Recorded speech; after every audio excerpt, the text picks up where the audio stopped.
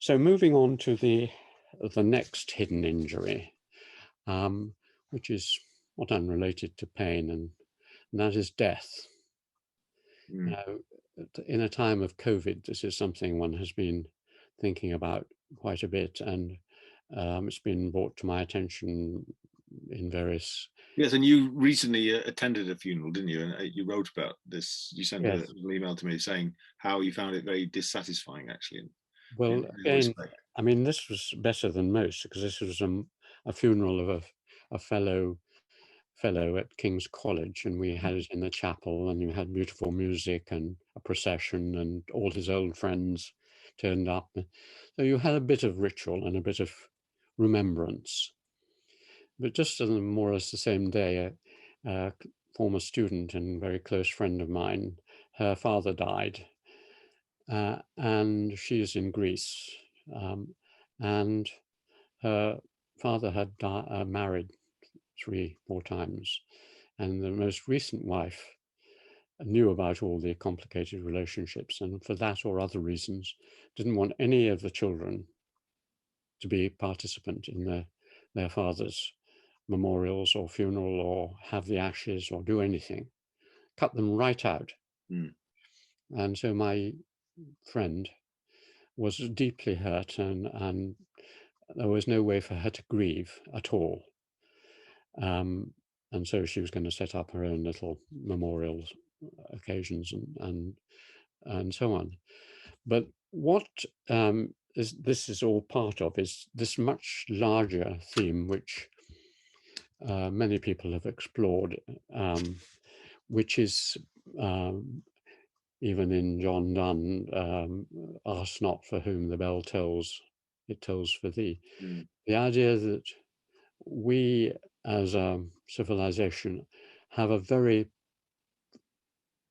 weak way of dealing with death, unsatisfying, emotionally unsatisfying, characterized often again by guilt, because nearly always I know with my parents, my mother felt a deep sense of guilt about her husband's death. If only she'd been there and hadn't gone off to university, and he wouldn't have fallen off the roof and died, and so on and so on.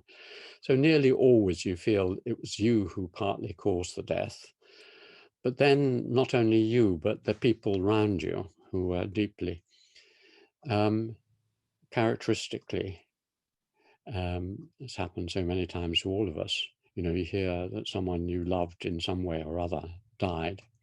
There's going to be a cremation service. You go to the crematorium, you wait outside with people you haven't seen for 20, 30 years, and you engage in small talk, and then you go in for half an hour, and the children read a few poems and play a bit of music, and the um, body goes off and is burnt, and then maybe you go back and have a sort of hour of awkward conversation and a drink.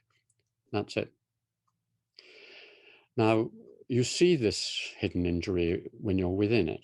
You see it very clearly if you go outside it.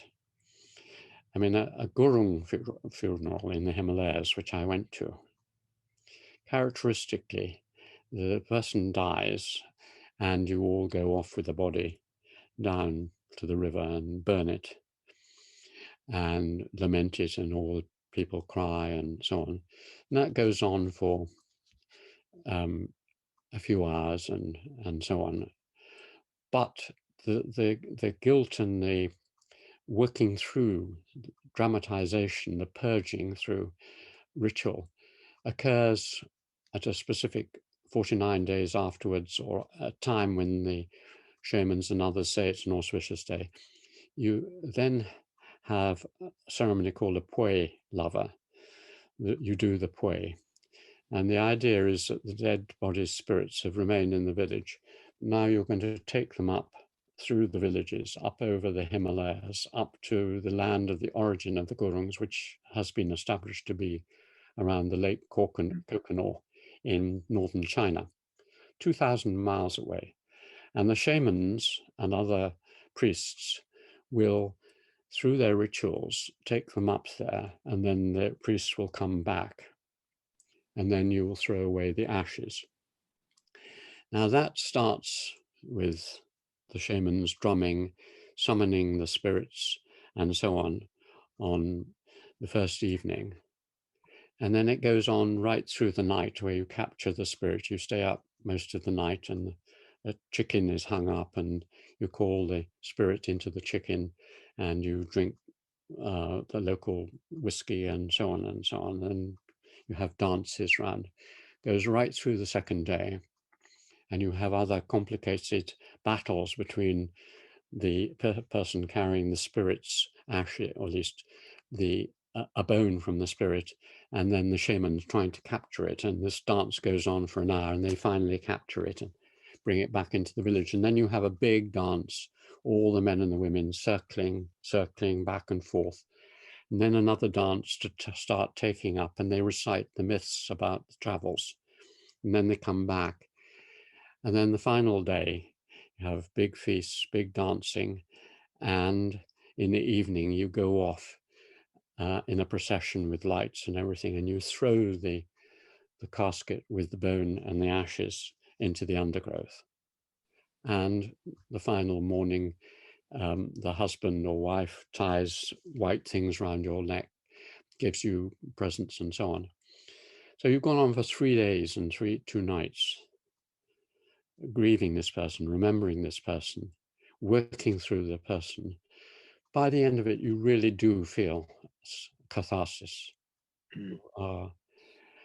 And this is because the main interpretation of these rituals, which occur in most tribal societies throughout the world, is that they are so elaborate and dramatic, because when a person dies in those societies, the whole society is changed.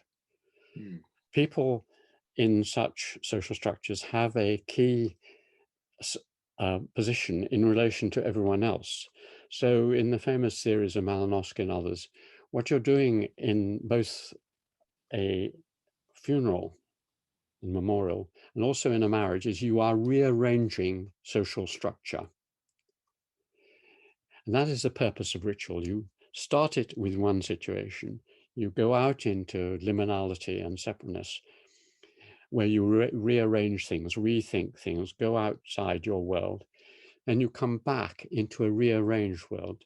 So after the marriage ceremony or the death ceremony tells you what the new arrangements are. And so it has to be very complex. Each person has a dramatic part. It's just like a play, a Shakespeare play, where you rearrange the world through the dramatic performance. So it has the same function as Greek tragedy or Shakespearean plays. So the world is different afterwards, and it needs to be an actual ritual like this. And it's extremely successful. So when Sarah and I die, we've already arranged that they need a bit of our clothing and perhaps a little bone or something. It'll be sent to the Himalayas, and one of our children will go, or a friend will go, and they will do the ritual for us Mhm. there. So that's the alternative to the crematorium.